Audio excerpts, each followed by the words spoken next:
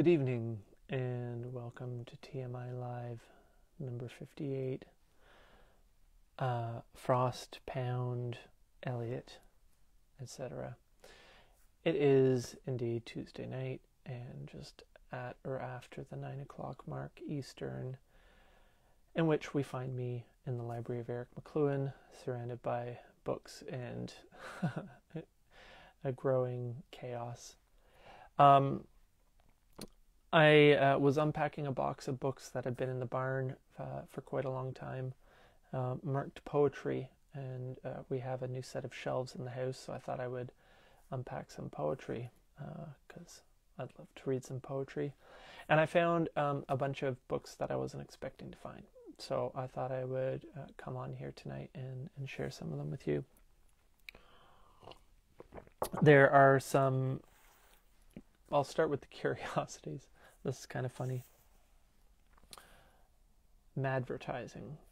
So, I should say these are some books that were Marshall's and or Eric's, which I, for one reason or another, picked up and held on to and then packed away, and I'm now just unpacking.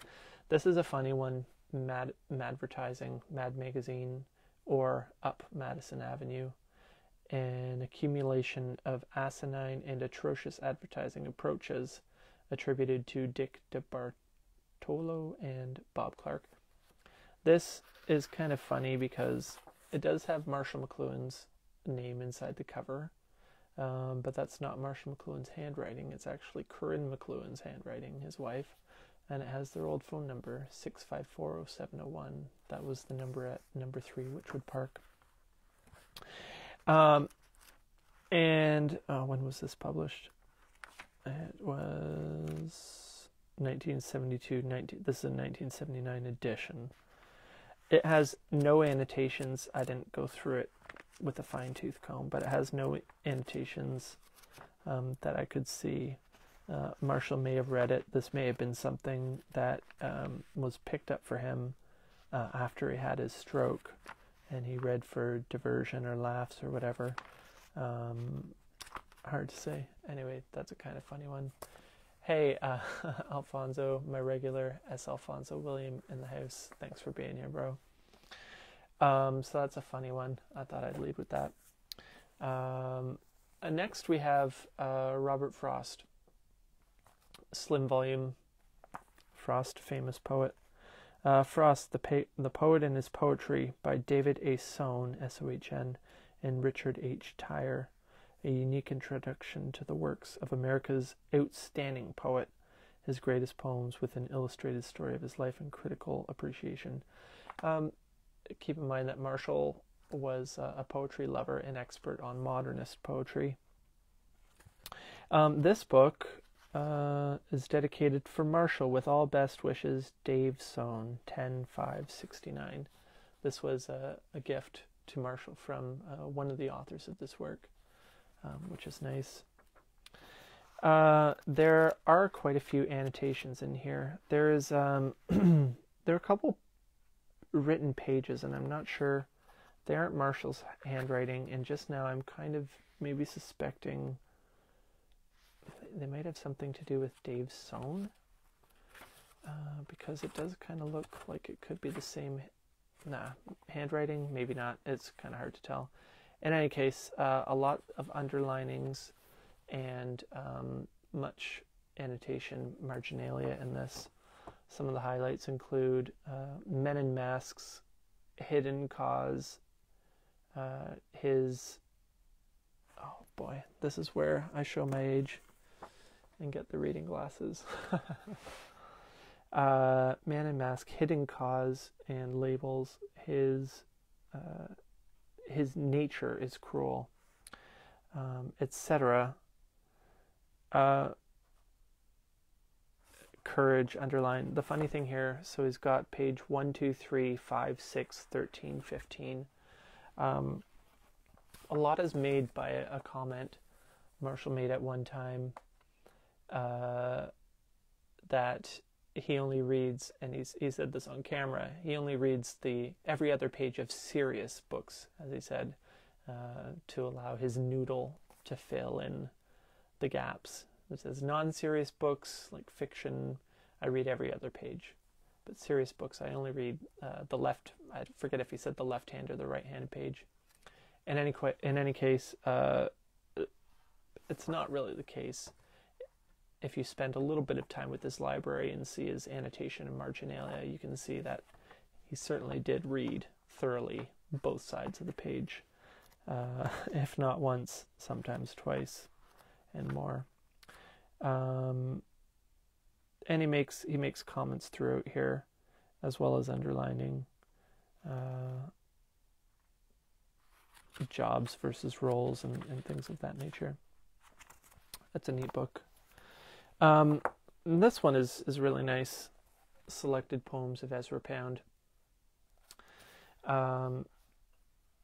Ezra Pound and Marshall, of course, knew each other, had a bit of a correspondence. It's an interesting one. If you look at the letters of Marshall McLuhan, they're quite too much information. Yeah, not enough, not hardly enough information, Fabian Peter. If you look at the book, the collected letters of Marshall McLuhan, a few of the letters, the Pound letters, are included there, and they're indicative of the relationship that they had. Marshall, of course, thought a lot of Ezra Pound as a poet. Not necessarily politically, I don't know. Anyway, this one has his name inside the cover. The binding is coming a bit loose. H.M. McLuhan. What year is this edition? This is a 1957 printing, 8th printing. This is fairly heavily annotated. This has some of Eric McLuhan's annotations in there too. It also has this neat note here.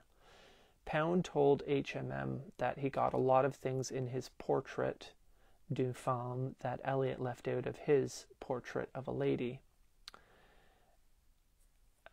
Eliot, T.S. Eliot and Ezra Pound had a working poetic relationship, which is fascinating to look at. From what I understand, it's, if not unique, close to unique relationship in modern poetry, certainly, where two poets work so closely together.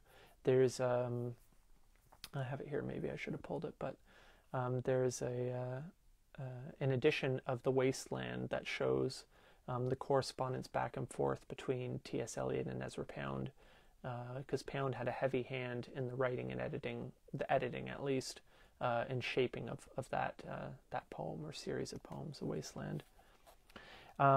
This is fun.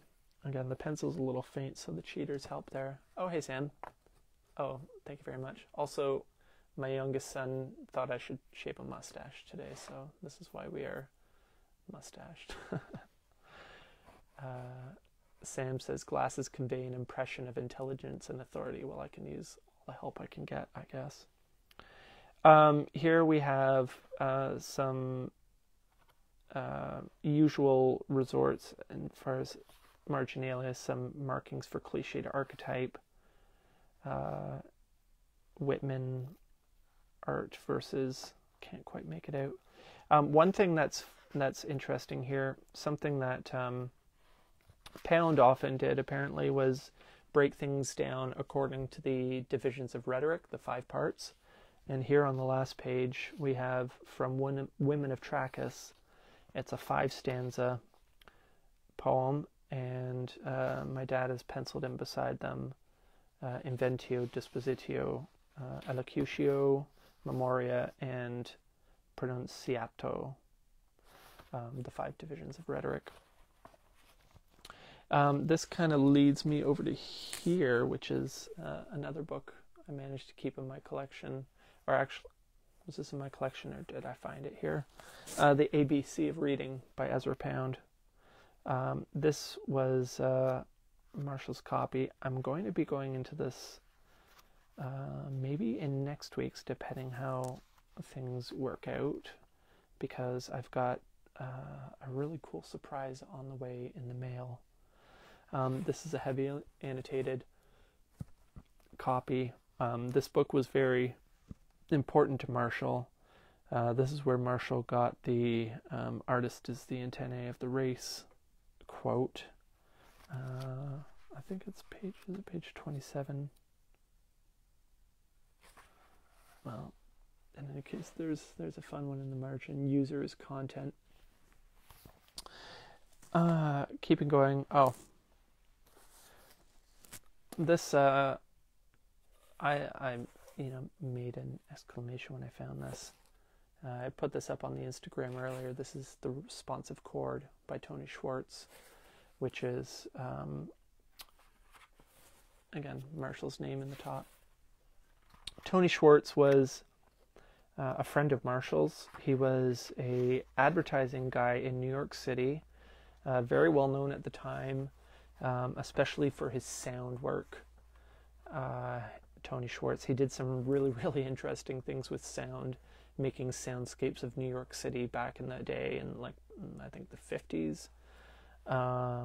Funnily enough, Peter Hirschberg, who I'm going to have on the McLuhan Institute podcast, The Massage, I'll be recording with him this Sunday. He's going to be the 5th or 6th person on. He actually interned with Tony Schwartz, so I'm looking forward to speaking with him about that. Yeah, this is heavily annotated. Marshall found a lot of useful material in Tony Schwartz's work, and vice versa. Tony was a serial recorder. He was always recording things. He was there when Marshall spent his year at Fordham University, 67, 68, and he recorded a lot of things. He's got over 100 hours recorded, which are now in the United States Library of Congress. As somebody else made them available online, so I know you can find them there. If you look for Tony Schwartz McLuhan recordings, it'll take you to a place where you can find them if you wish. Fascinating listening, hundreds of hours, over 100 hours, I'm pretty sure, of recordings of Marshall McLuhan lecturing, talking with groups, talking to Tony Schwartz. Really interesting stuff, and well worth checking out if you're interested in hearing more. Here's a little note tucked in on the back of a sheet cut off from McLuhan Associates letterhead, and it reads 14, Purdon's sermon on matters of inequity. Then it says here, the key, say communicators now, is that the devious steward, something debt by forego away his commission each case, God and his creatures. Sorry for my fumbling, but I'm trying to decipher this. Some of Marshall's handwriting is, and I'm afraid that's backwards, so it's going to be even worse for you, but some of Marshall's handwriting is really hard to decipher. But here at the bottom, he has TOC 69, 71, 73. TOC, faithful listeners, readers, watchers, viewers will know refers to theory of communication. And this is when Marshall would make note of the author's intended audience and object, what they're trying to do. So let's see what he's flagged on 71 and 73. Nothing on 71. Oh. Okay, here we go. So when Marshall would make a note like that with TOC in the back, he usually backs it up on the page with a margin note saying TOC so that he can find it, so that we can find it. And here we have in the margin here, designing a commercial. Those of us who create commercials are in the business of structuring recall. And that's what Marshall is underlined, structure and recall. So the author is stating their intention. They're in the business of structuring recall. When audience recall is effectively structured, the audience becomes an active part of the communication process. Oh, this is funny. And then below here, quote, one of the major changes that has come into the world with the electronic environment as a total surround is that the audience becomes a workforce instead of being target for campaigns. Marshall McLuhan, personal recording. That's kind of funny. So exactly. He was recording everything. It's kind of like today, we have to basically assume that everything you say is being recorded. Anyway, this is a fun book to read.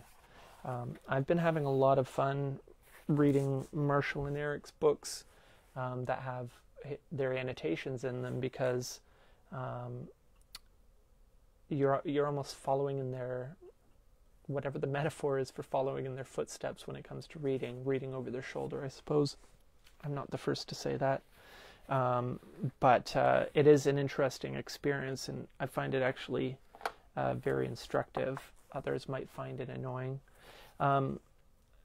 Here's one that's fun. Buckminster Fuller, Manuel d'instruction pour le vaisseau spatial Terre, which, if you can decipher my horrible French pronunciation, operating manual for Spaceship Earth. A French edition with no annotation and Geneviève Nadeau's name in it, whoever that was. But it kind of goes with the collection. And then at the end here, this is, I've been reading this the last couple nights. This is a copy of T.S. Eliot's Four Quartets, the 1943. It's a first printing, I believe. This was a gift to my father, Eric, from his friend Howard Wetzel. Hey, Howard, if you're out there. Dad customarily puts his name and date and occasion in there. T. Eric McLuhan, Christmas 1974. Thank you, Uncle Howard. And true to form, this is Eric's book, but it also has a lot of Marshall's annotations in it. Which, let me show you. Okay. Here, where did I... page 27, yeah. So, we are on, which poem is this? Which of the quartets? This is The Dry Salvages, which is third part. The Dry Salvages. Dad has handily made a little notation there. That's Dad's handwriting, corresponding the four quartets with four elements: Burnt Norton, air; East Coker, earth; the Dry Salvages, water; and Little Gidding, fire. So this is Dry Salvages Part 5. Now, as we saw before from Pound, here we have Eliot, Part 5, 5 parts. And sure enough, I'll spend a minute here going over this with you in case you're interested, and why not. So here's the whole page, and again,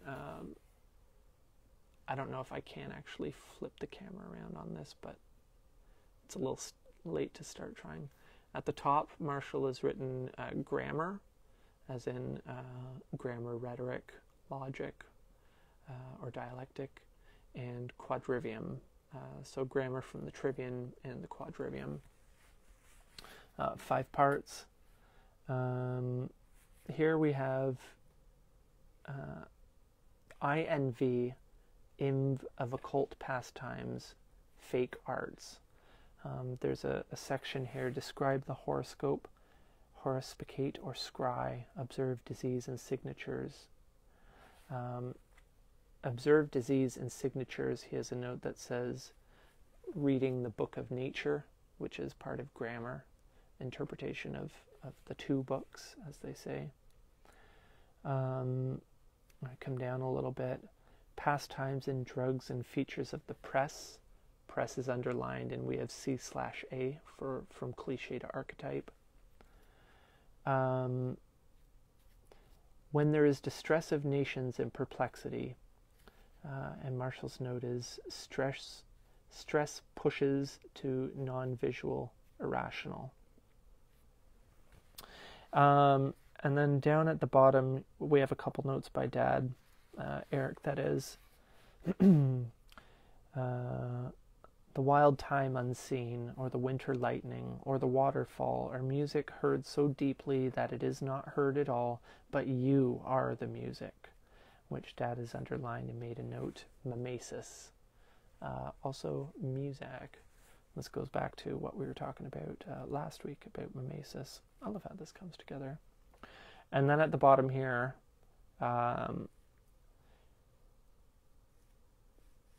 these are only hints and guesses, hints followed by guesses, and the rest is prayer, observance, discipline, thought, and action. And then beside that, Eric has noted 5 divisions, exclamation mark, because that's pretty overt. In any case, that's a little taste of these things. I'm only on the second part here. I'll leave it there for tonight. Thanks for tuning in. Thanks for being here. Thanks for supporting the McLuhan Institute. Take care, and we'll see you next time. Cheers.